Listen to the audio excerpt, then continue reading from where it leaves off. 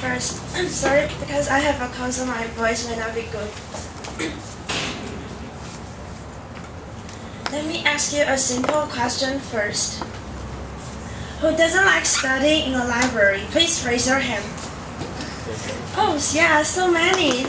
So, I believe that if you listen to my speech, then you may find that my speech strike a chord.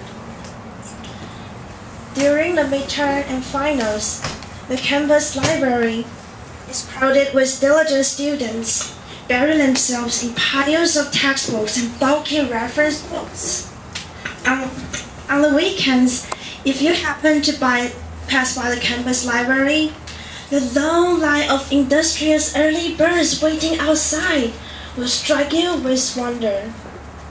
Indeed, those scenes are stimulating.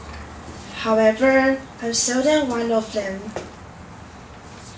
Studying in a library gives me discomfort. Why? After examining my past experiences carefully, I come to the conclusion that I simply can't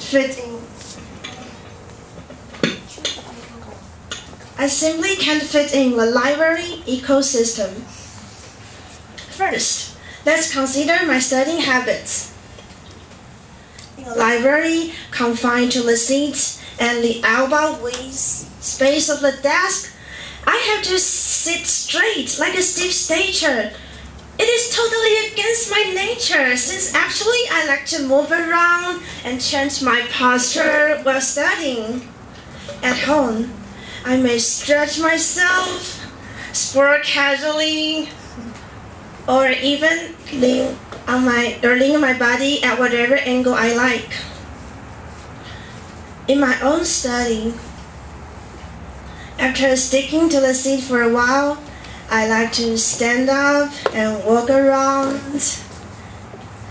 and lie on my stomach on the bed, kick my legs, or even take a lounge position with the book still on my hand. But I am not thick-skinned enough to do such quirks in the library, or I may disturb others and receive a reproachful glare. Besides from changing posture, I am used to staring at a specific point while musing over sophisticated ideas.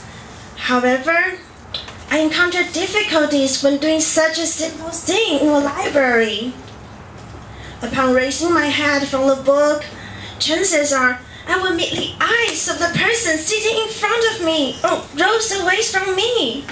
It is so embarrassing, and it makes me feel uneasy, as if being monitored by some strangers. Then I have to quickly shoot my guns elsewhere and pretend I hadn't seen him or her. Cross-referring is still another stubborn studying habit. I am addicted to do extra-related research on the course materials, like a perfectionist or a greedy knowledge pursuer.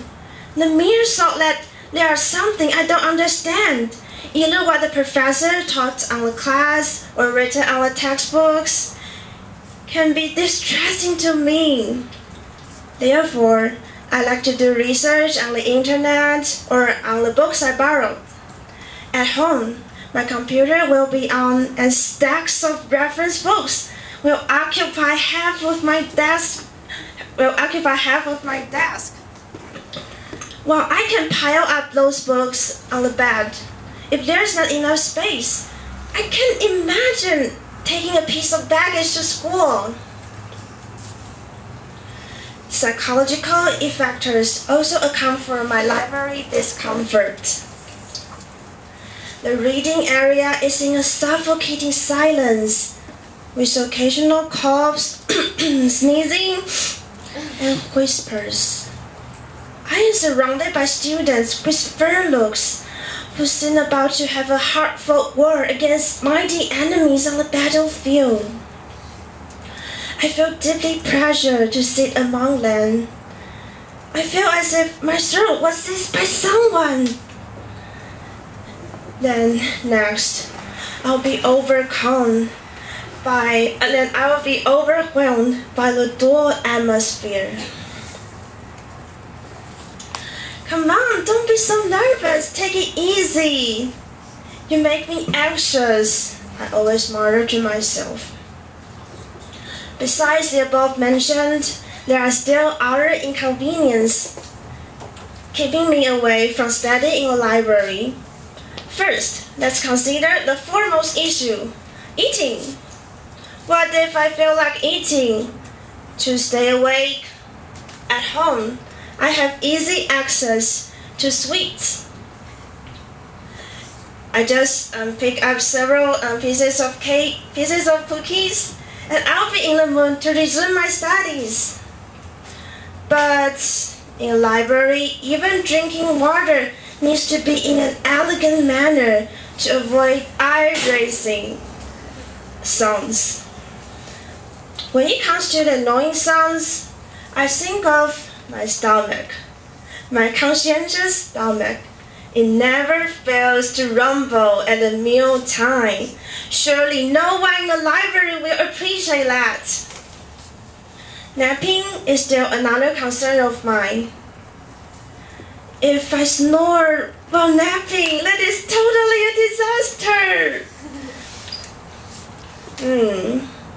And I worry words, then just discard the idea of studying a library.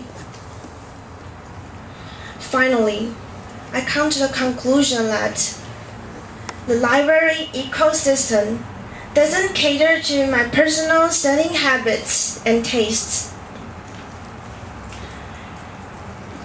Studying in my own cozy room at home is much more desirable. Therefore, if one day you accidentally spot me in a library with a poker face, then don't just be surprised. Pray for me and wish me good luck, cause severe distraction had driven me from home. Toastmasters of the evening.